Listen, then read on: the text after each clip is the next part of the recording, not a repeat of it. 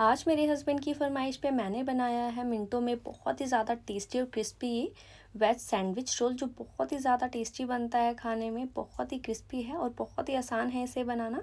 इसे बनाने के लिए सबसे पहले मैंने ये आलू लिए हैं, इन्हें बॉईल कर लिया था। इसका छिलका उतार के मैंने इस तरीके से इन्हें फॉक से जो है मैश कर लिया है। आप चाहे पोटैटो मैशर से भी इसे मैश कर सकते हैं। इसके बाद मैंने इसमें वेजेस डाली है, जिसके लिए अनियन, कैप्सिकम, कैरेट, साथ ही इसमें हरा धनिया, साथ ही मसाले जैसे नमक, लाल मिर्च पाउडर, धनिया पाउडर, चाट मसाला, भुने हुए जीरे का पाउडर डाल के इन्हें अच्छे से मिक्स कर लिया है। इस तरीके से इसका डो बना लिया है।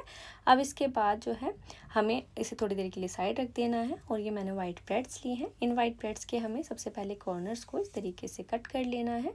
तो मैंने इस तरीके से सारे ब्रेड्स के कॉर्नर्स को कट करके इन ब्रेड्स के क्रम्स बना लिए हैं। तो इसे मिक्सी जार में डाल के एक मैंने ब्रेड और डाल के इसके क्रम्स बना लिए हैं।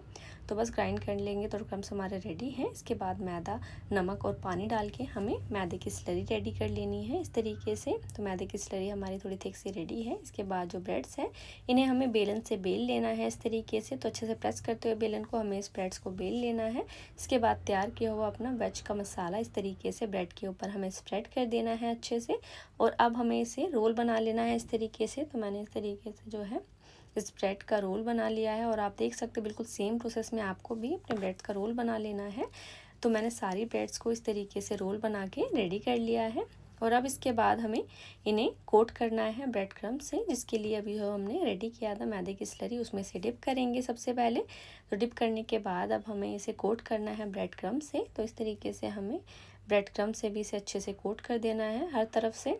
तो इस तरीके से मैंने इसको सारे तरीके से कोट कर दिया है। कोट करने के बाद ये हमारा एक रोल रेडी है। सेम प्रोसेस में सारे ब्रेड रोल रेडी कर लेंगे इस तरीके से। आप चाहे इसे ऐसे भी फ्राई कर सकते हैं या फिर इसे असेंबल कर सकते हैं, ताकि दिखने में यूनिक और टेस्टी और भी ज़्यादा लगे हमारा स्नैक। तो मैंने इस तरीके से स्टिक में इसे असेंबल कर दिया है।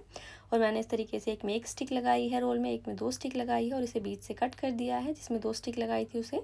और मैंने जो है इस तरीके से जो कट किया था ब्रेड रोल को, उसमें मैंने थोड़ी सी मैदे की स्लरी लगा के वापस से इसे कोट कर लिया है ब्रेड क्रम्ब से, ताकि इसमें जो है ऑयल ना भरे और अच्छे से फ्राई हो जाए। तो इस तरीके से मैंने जो है अच्छे गरम तेल में इसे डाल के फ्राई कर लिया है क्रिस्पी ब्राउन होने तक। ध्यान रखना है तेल जो है अच्छे से गर्म होना चाहिए और मीडियम से हाई फ्लेम पे ही हमें इसे फ्राई करना है इस तरीके से क्रिस्पी और गोल्डन ब्राउन होने तक।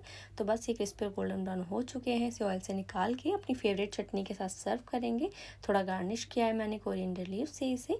तो बहुत ही ज़्यादा टेस्टी और क्रिस्पी बने थे ये। मैं आपको इसकी आवाज़ भी सुनाती हूँ कितनी क्रिस्पी हैं ये हमारे रोल। तो बस बिल्कुल रेडी है ये सर्व करने के लिए। चटनी के साथ सर्व कीजिए। मेरे हस्बैंड को तो बहुत ही पसंद आए। आपको रेसिपी कैसी लगी कमेंट करके ज़रूर बनाइएगा। और ऐसी सिंपल और टेस्टी रेसिपीज़ के लिए मेरे चैनल को सब्सक्राइब और मेरी रेसिपीज़ को प्लीज़ लाइक शेयर करना ना भूलें।